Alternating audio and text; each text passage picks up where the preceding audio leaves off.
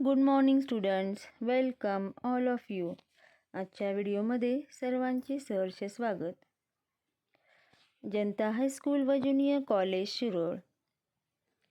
इयत्ता 7वी, विषय सामान्य विज्ञान, विषय शिक्षक सौ जगदाळे RR. विद्यार्थी मित्रांनो, आपण मानवी स्नायू व पचनसंस्था या पाठाविषयी माहिती घेत आहोत. या पाठामध्ये आपण स्नायू संस्थेचा अभ्यास करत आहोत. यामध्ये आपण स्नायू म्हणजे काय हे पाहिलेले आहेत. तर स्नायू म्हणजे गरजेनुसार आकुंचन शिथिलीकरण होऊ शकणाऱ्या असंख्य तंतूंचा गट होय. आता या स्नायूंच्या मध्ये आपण ऐच्छिक स्नायू आणि अनैच्छिक स्नायू असे प्रकार अभ्यासलेले आहेत. आजच्या या व्हिडिओमध्ये आपण स्नायूंचे आणखी काही प्रकार अभ्यासणार आहोत. यामध्ये अस्थि स्नायू, हृदयाचे स्नायू आणि मृदू स्नायू याविषयी आपण माहिती घेऊ. आता बघा, स्नायूंचे प्रकार. यामध्ये पहिला प्रकार आहे अस्थि स्नायू. या स्नायूंची दोन्ही टोके दोन वेगवेगळ्या हाडांना जोडलेली असतात. उदाहरणार्थ हातांचे, पायांचे स्नायू यांची हालचाल ऐच्छिक असते. हे स्नायू हाडांचा सांगाडा एकत्र ठेवण्याचे आणि शरीराला आकार देण्याचे कार्य करतात. स्नायूंचा पहिला प्रकार आहे अस्थि स्नायू. अस्थि स्नायू का म्हटलेला आहे? कारण या स्नायूंची दोन्ही टोके दोन वेगवेगळ्या हाडांना म्हणजेच अस्थींना जोडलेले असतात, म्हणून यांना अस्थि स्नायू असं म्हटलेलं आहे. यांची हालचाल ऐच्छिक असते आणि हे स्नायू हाडांचा सांगाडा एकत्र ठेवण्याचे आणि शरीराला आकार देण्याचे कार्य करतात. स्नायूंचा पुढचा प्रकार आहे हृदयाचे स्नायू. हे स्नायू हृदयाचे आकुंचन व शिथिलीकरण घडवून आणतात. त्यांची ही हालचाल अनैच्छिक असते. हृदयाच्या स्नायूमुळे दर मिनिटाला हृदयाचे अविरतपणे जवळपास 70 वेळा आकुंचन व शिथिलीकरण होत असते.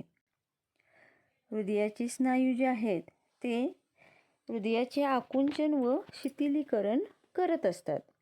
त्यांची ही हालचाल अनैच्छिक असते, म्हणजेच आपल्या इच्छेप्रमाणे हृदयाचे स्नायूंची हालचाल होत नाही.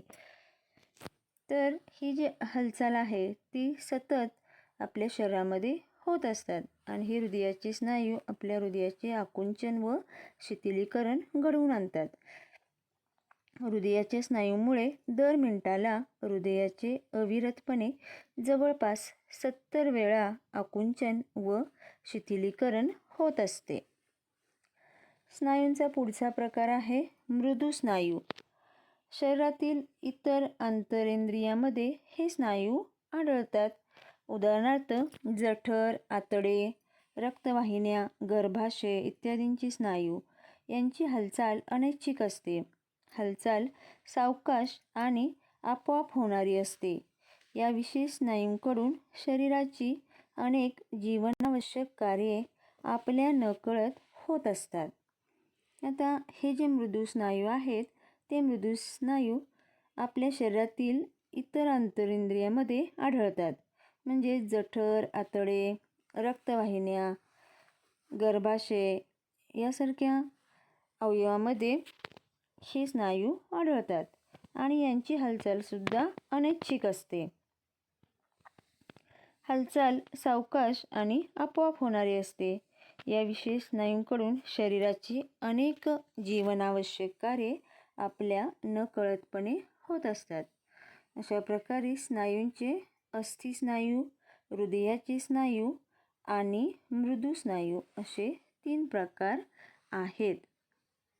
आता आपल्या शरीरातील स्नायू जे आहेत हे स्नायू नेहमी गटाने काम करतात. जेव्हा काही स्नायूंचे आकुंचन होते तेव्हा त्याच गटातील दुसरे स्नायू शिथिल होतात. अशा रीतीने विविध शारीरिक क्रिया योग्य पद्धतीने चालू ठेवण्याचे काम स्नायू करत असतात.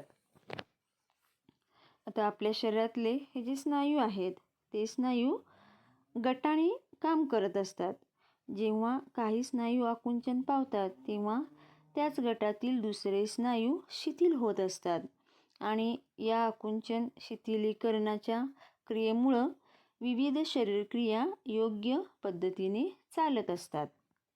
आपल्या दंडामध्ये असलेल्या हाडांच्या वरच्या बाजूला असलेल्या स्नायूला द्विशिरस्क स्नायू व खालच्या बाजूला असलेल्या स्नायूला त्रिशिरस्क स्नायू असे म्हणतात.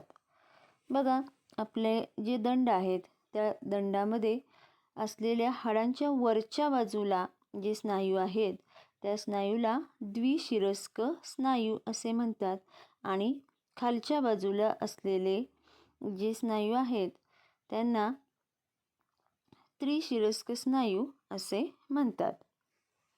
आता शरीरातील स्नायू बळकट व कार्यप्रवण असणे आवश्यक आहे.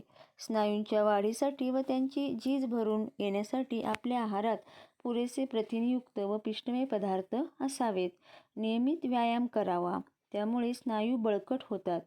बसताना पाठ ताठ ठेवावी. पोक काढून बसू नये. पोक काढून बसल्यास पाठीतील काही मणक्यात हळूहळू बदल होतात. पाठीचे आणि खांद्यांचे स्नायू दुखू लागतात. तसेच पाठीच्या कण्याचे आजार संभवतात.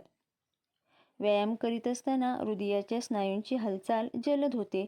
त्यामुळे श्वासोच्छवास जलद झाल्याने शरीराला ऑक्सिजन व रक्तातील पोषक तत्वांचा भरपूर पुरवठा होत असतो.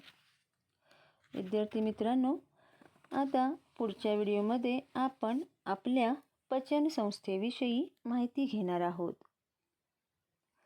थँक्यू.